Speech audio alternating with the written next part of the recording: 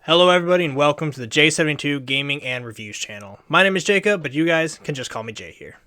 The Isle is an outstanding game in the creature survival genre, one that I think many would say is the premier choice out of all the options. It has taken the core idea of the genre, which is simply controlling a creature from juvenile all the way up its life to adulthood, and has polished it with spectacular graphics, a horror-inspired vibe, a realism take on finding food, and terrifying giant dinosaurs to play. Now, I've been covering the Isle here on this channel from the start. This is the first game that really captivated me to want to make videos on it.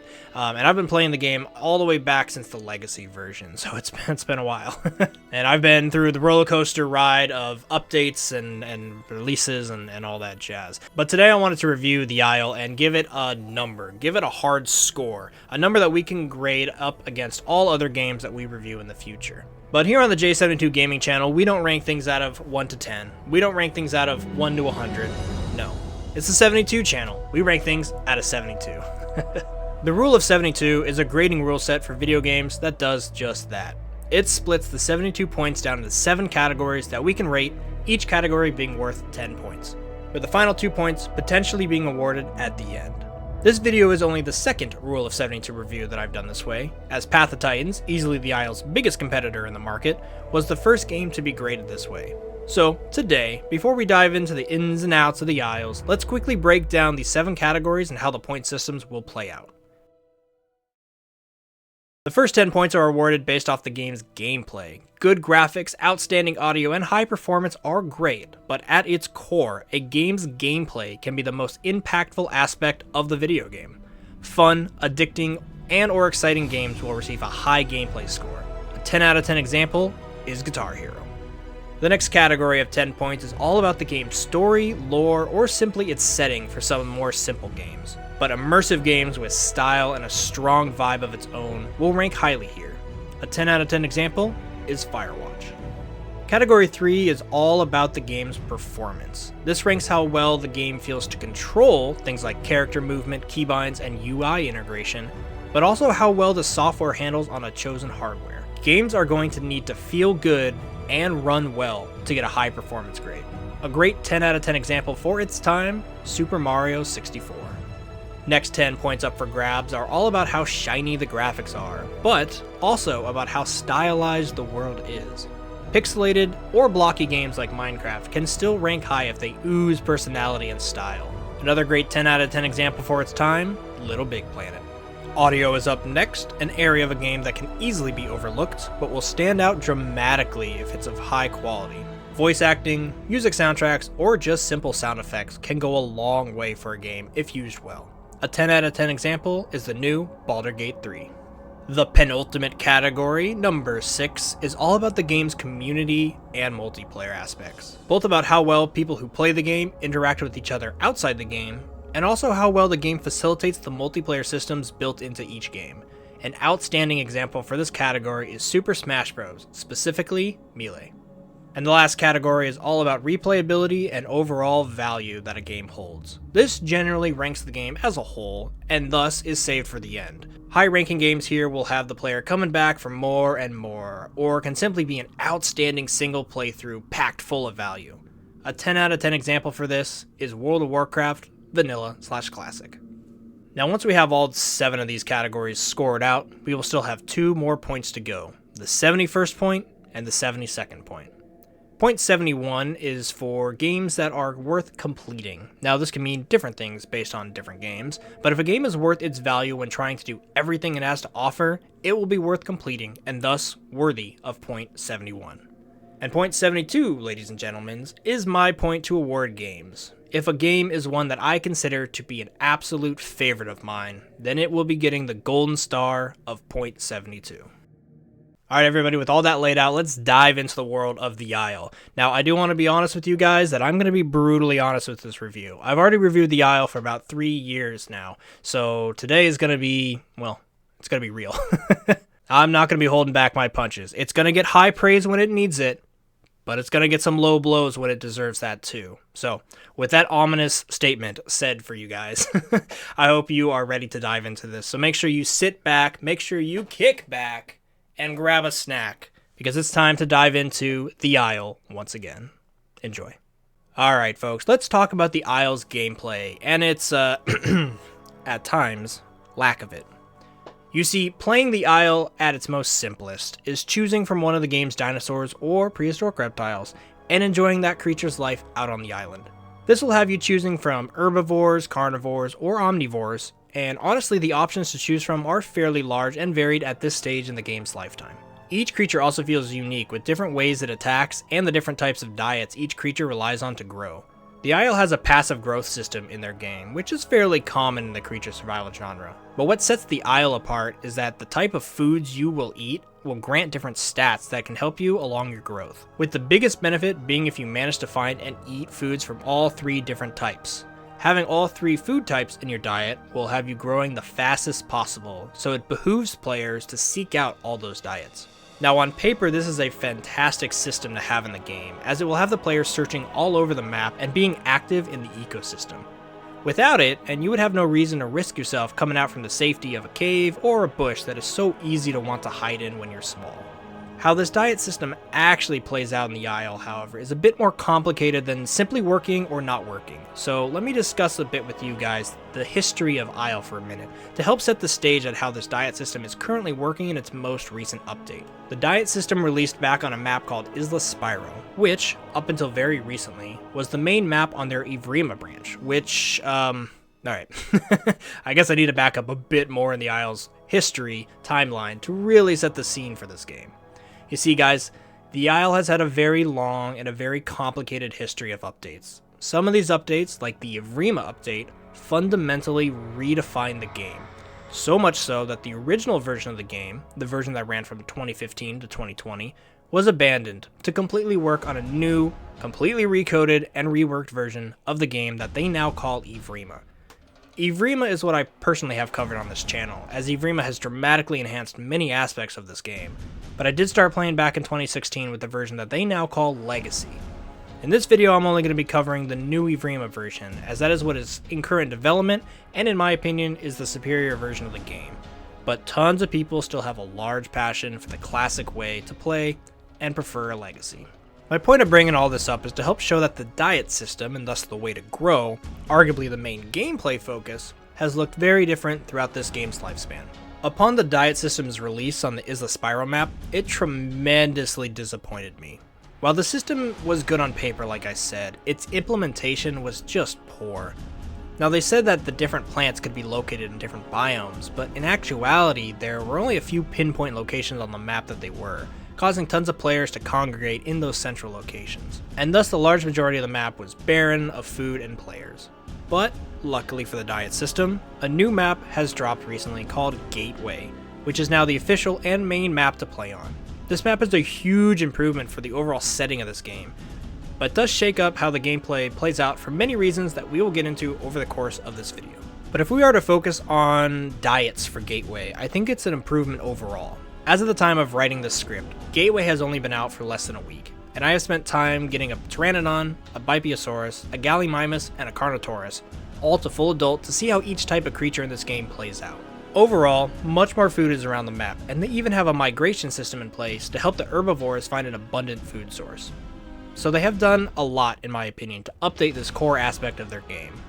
But, sadly, this is once again only on paper, because for some odd reason with the Gateway update, they have just decided to nerf the absolute hell out of stamina regen.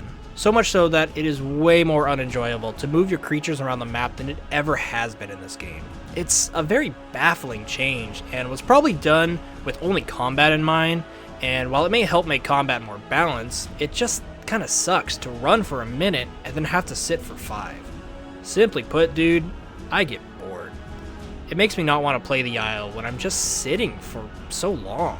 Calling this game a bush simulation has some very solid merit these days. Some creatures like the Carno were less affected, as I tended to just kind of walk around, saving my sprint and stamina for more important moments like hunting. But the Gallimimus, a creature meant to run, just had me sitting for huge portions of my creature's life to regain its stam. And don't even get me started on what they did to my boy the Pteranodon. It's even worse for the Flyers. So it's important to take into account when we review the Isle's gameplay score here, that this game is highly versatile on how much fun it actually is at times. Updates seem to come with this game that adds huge new systems, but the actuality of the success of each system is highly volatile within the player base. These dramatic update changes I think help fuel the high amounts of hype the Isle player base is known for, but it also helps fuel the toxicity when the reality of the game hits. We'll cover that a bit more in the community multiplayer score though, so let's bring it back around to the gameplay score. One aspect I want to touch upon for the Isle that, honestly, I have very little to complain about, is this game's combat, which I think is really holding down the gameplay score here for the Isle, because after you do succeed in getting to full adult with your creature, PvP is really one of the only things you can seek out. Well, also nesting, but let's shelf that idea for a second as well. I'll get into why combat feels so good in the performance category, but each creature in this game, well, most creatures, have their own unique combat advantages that really help change the gameplay up based off the creatures that you are playing and the creatures you are fighting. Packies and Carnos have headbutts, the Troodons have a group-oriented playstyle with the Venom, the Omniraptors have a Pounce, Thanatos and Stegos use their tails, etc. The differences here make the gameplay each time you sit down with the game varied, and I think that's a great thing. It also is the main reason why the Isle's player base is so fixated on wanting new and more creatures to be added to the game, because each creature adds so much more gameplay. The nesting aspect of the game is also very wholesome, and while it does exist in other creature survival games, it has always felt best for me, personally, here in the Isle. Getting a creature to full adult, searching for a mate, which is going to be another player, and having both of you commit to finding a safe spot, building a nest, and raising up other players is a very special and unique feeling that these creature survival games have to offer. It's honestly some of the best times I've had in this game, and I want to cover that more in the multiplayer category, so let's try to wrap up this very long gameplay segment. Overall guys, the gameplay for Isle is a varied mixed bag. It can have very high and exciting moments during combat, or staring out over the absolutely glorious vista views, and its nesting and diet system feel unique and keep you relatively active in the map. However, I think it equally has gameplay elements that bring the score way down. The lack of diets being placed in proper locations over most of this game's history has hindered it severely in my eyes, and the current stamina changes that force you to sit and wait for a large portion of your playthrough, it just really sours the gameplay experience and stops me from wanting to log into the newest update of the game. So while I do have moments that are enjoyable, they are sparse, to be honest, and a lot of the time this game, I just get kind of bored. Which is sad to admit, but if I'm being fully honest with you all, the Isle's gonna get a very middling score of 5 out of 10 for its gameplay. It's a 10 out of 10 sometimes, but it's also a 1 out of 10 other times, so the average gameplay score of 5, I think suits it overall.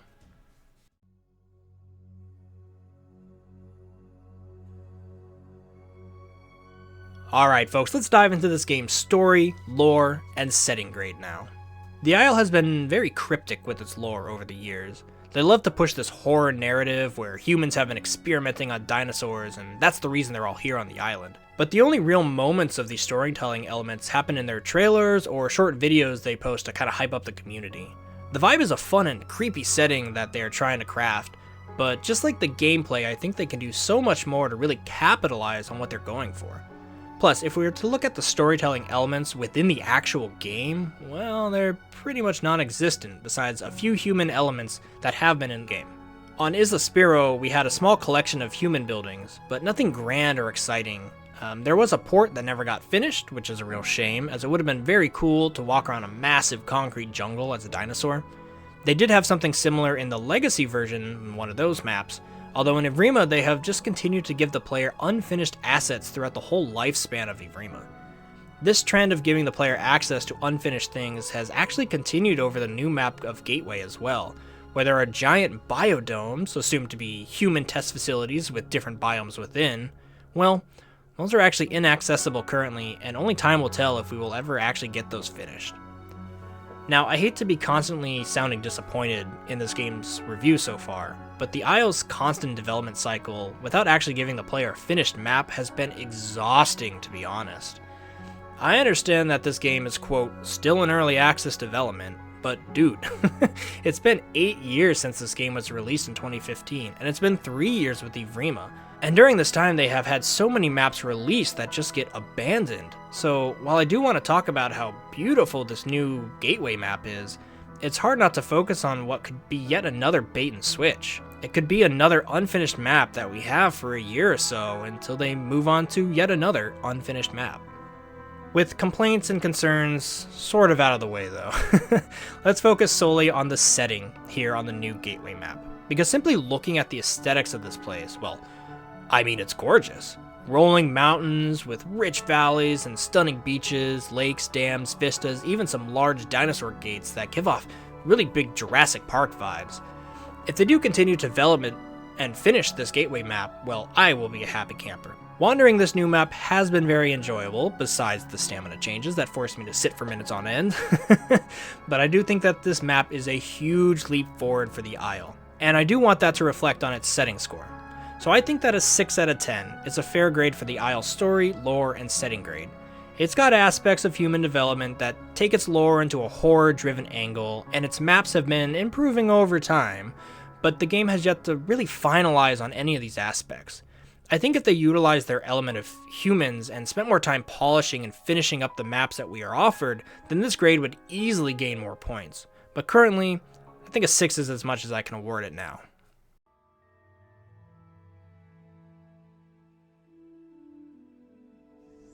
Performance time. Okay, oh boy.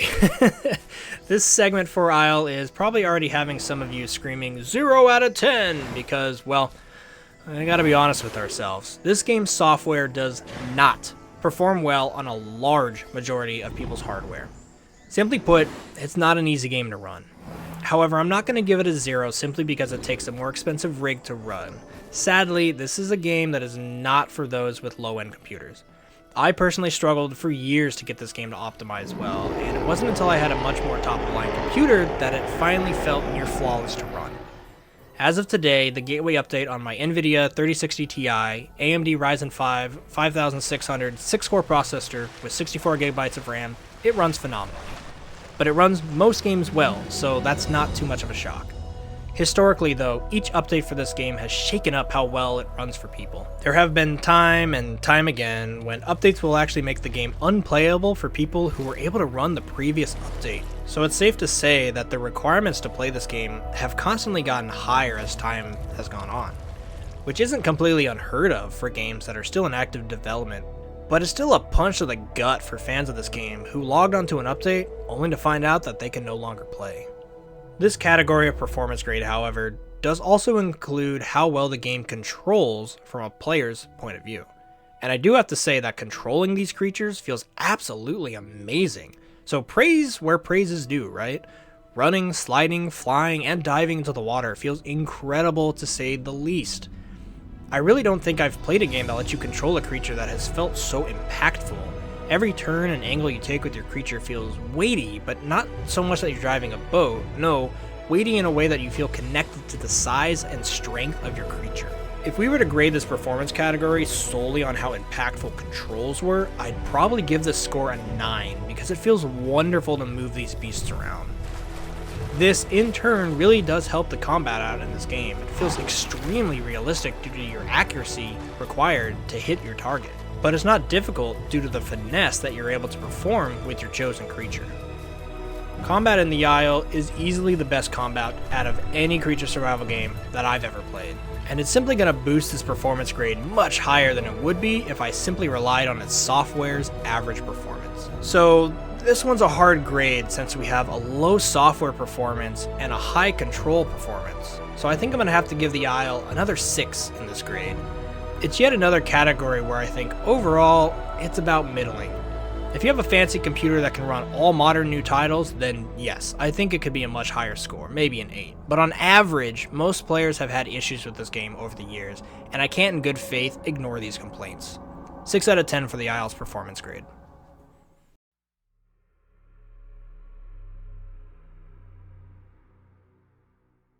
Okay.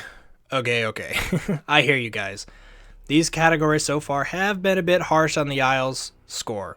Realistically harsh, I think, but lower scores than some may have expected for this game so far. So let's talk about something that I think this game does nearly perfectly. I'll tell you right off the bat too. Isle is getting 10 out of 10 for its graphics and style. So while this game may struggle on some computers to run well, for those computers that can handle the intensity of the software, dude, this game looks stunning. I think the graphics and style is easily one of the things that most people like to boast about this game. I mean, just take a look. Dinosaur models are extremely detailed and even changed based off if the creature is wet or muddy. The foliage around the world has some of the highest quality that I've ever seen in the industry. This stuff is on par with what Rockstar Entertainment is able to produce, arguably better in some regards. Simply put, I think the Isle has some of the most realistic graphics that I've ever had the pleasure to play with. My absolute favorite thing to do in this game is to turn off all the lights in my room, I crank up the volume of my headset, and I just get immersed in the realism of the world around me. You really do feel connected to your chosen dinosaur in this world, and for all the complaints and concerns I have about the actual gameplay systems behind the game, you can trust that your eyes will be enjoying everything you see.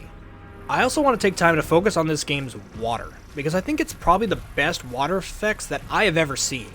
Period. The ripples and wave effects are flawless, which goes a long way when playing the hours required for a Deinosuchus. But they also make the water blurry for non-aquatics, and much more clear for the aquatics, helping boost this horror genre that they want to lean into, since walking up to the water's edge to get a drink is easily the scariest thing every creature in this game has to do. It looks great, and hopefully you're not too distracted by the amazing effects, because, well, there might be a giant crocodile lurking in the depths that you are just unable to see. The new Gateway map has also taken a huge step forward in its variety of foliage and biomes, helping push this style grade even higher and higher. I really can't see the Isle getting anything other than a 10 for graphics and style, and I do think they are going to be leading the industry in this regard for many more years to come.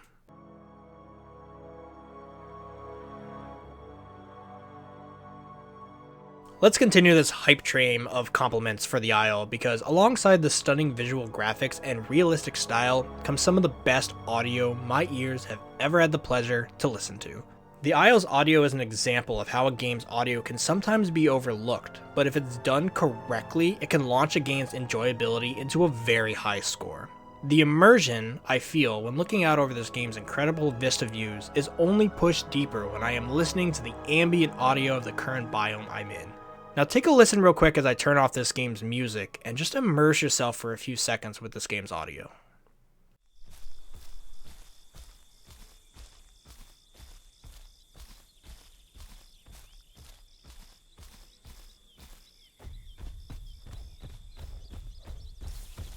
You hear how the leaves rustle when I pass through foliage, or how there are birds and insects chirping and buzzing around. It's such high quality, honestly, that it makes playing every other creature survival game around just dull in comparison. I also want to talk about how the distance of roars plays out in the Isle. Now, if there is a Carno roaring off in the distance, it actually is distorted and muffled based off of how far away it is, or if there are mountains or a forest in the way. And if it gets closer, you will hear its breathing and grunting as it trots along. Footprints also change based off what your creature's stepping on. Clay sounds like a heavy thud, forest floors have cracks of sticks, and wading through water splashes and crashes. It's so immersive that it blows my mind sometimes. Music also plays depending on the situation you're in, so the relaxing ambient audio is complemented with a soundtrack that fits the correct vibe. This is really noticeable when you enter combat or get near another player, with intense music that also has some horror vibes to it. It's really well done. So I think it's no surprise that audio for the Isle is going to get another 10 out of 10. It really is exactly what it needs to be in a creature survival game. It helps facilitate the world, it grants intense immersion towards the creature you're playing, and the music doesn't get in the way or feel out of the place. It only starts up to fit the vibe of your current situation. The Isle is an example to all other games out there on how to not only make the game look great, but how to immerse your players with impeccable audio. Straight up, bravo on these two aspects, Isle. Bravo.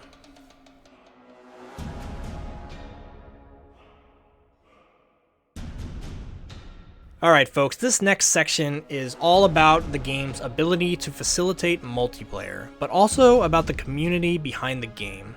Let's start first with how well multiplayer plays out on a functional level within the game. Multiplayer in the Isle is interesting and leans heavily on realism. You see, in order to join a group with another player, you have to be the same species and physically stand next to each other. You then make a friendly call, and the other player can accept the group. Now, while this makes the game more realistic, as a normal creature would also have to do basically the same thing, it really hinders the ability to find groupmates on a server-wide scale. Now, I can appreciate the realism approach, but honestly, I think that some sacrifices to immersion need to be made in order to make a game experience a whole lot easier. Let me break down this issue to you guys with an example. See, when the new update dropped, I managed to convince a buddy of mine to try out the new map with me.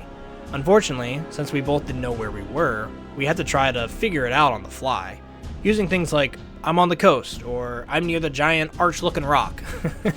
Those were the best things we could use. And ultimately, we actually couldn't even locate each other before he got bored with the new stamina changes and his creature ended up dying as well. He decided he had enough, and we ended up wanting to go play a different game. And now this is a group of 2 players, one being myself who has a lot of knowledge on the game and trying to help him, and another essentially being a new player, finding it hard to have a seamless and enjoyable experience. Some people might say, well yeah, this game's a bit more hardcore, and you have to work to group up. But I would argue that this game loses nothing by allowing friends to group up with a simple menu invite. It's just a bit unwelcoming and a bit overly complicated than it needs to be, in my opinion, for the majority of the player base to simply have a good time. That said, however, when you do manage to group up with players, the group experience can be one of the most enjoyable ways to play this game. It does make all that sitting you need to do a bit less tedious when you can fill the time chatting with your backmates. I do also want to spend time talking about the nesting aspect of this game, because I do think that one of the best ways to experience this game is by being nested in as a hatchling to a mother and father player. It's a very unique experience to have other players' main focus being to raise you up to adulthood. It's honestly pretty wholesome at times, and extremely enjoyable. I do highly recommend trying to get into a pack of raptors or a giant herd of stegos or tenantosauruses. It's definitely the peak gameplay experience that this game has to offer. We do have to mention, though, the dark and dreary side to this game, and that is just how absolutely toxic the average player base is. So excuse me while I spend a minute or so explaining this. It's going to sound like a bit of a rant. But honestly, the player base throughout the years has been teased with potential updates that end up taking forever to come out.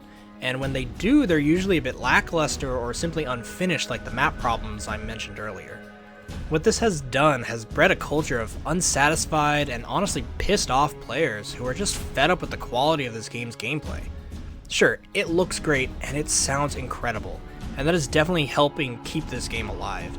But for my time as a content creator with this game for the past 3 years, it has been painfully apparent to me just how mad this game has made some people. When you take a game so beloved by many in its legacy version, abandoning the original project beloved by so many people, it's bound to piss people off. And when that replacement version of the game has so much promise, but fails to deliver on a consistent and finished basis, well, even those people who stuck around, they're now getting mad too. The toxicity in this player base is honestly unparalleled in the gaming world. I guess it would be similar to things like Fallout 76, Kingdom Hearts 3, and the original release of Cyberpunk. These games have taken an incredibly passionate fan base and just broke their hearts with the unfinished and lackluster releases. The Isle has come far to fixing these issues over time, but it has never really hit a home run yet to completely satisfy the player base. The developers also, to be straightforward and frank with you all, are full of controversy and consistent vile remarks. The lead developer, Domni, has on multiple occasions during his stream just been an asshole. He's always complaining about his players, saying rude remarks about content creators, and is just generally unpleasant to listen to.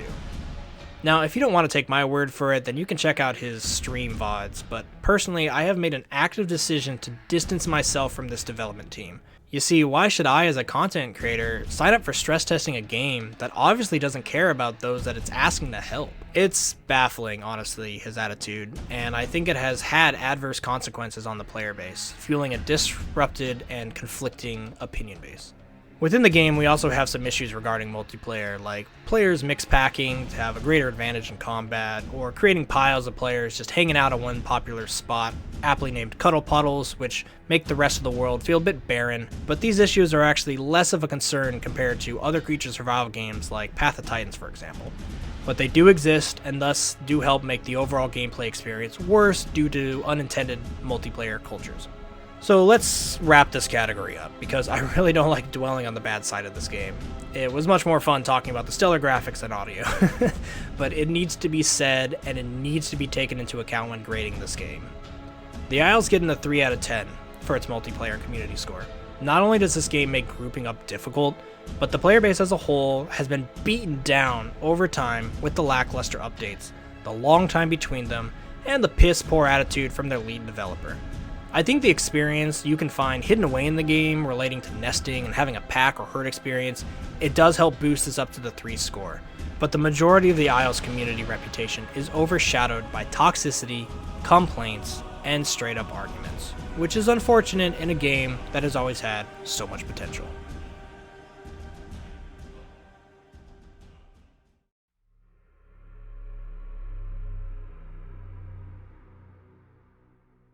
Alright, let's bring this whole video back around and talk about this game's overall replayability and value score, which I think does a fairly good job at, to be fair. Playing the different species does feel different, and personally I've always tried to get different species up to full adult at least once. And if I want to go that extra mile, then I will also try to nest in a few hatchlings. This has offered a decent bit of replayability over the years, as it's much more common for you to meet a tragic demise before you fulfill those goals.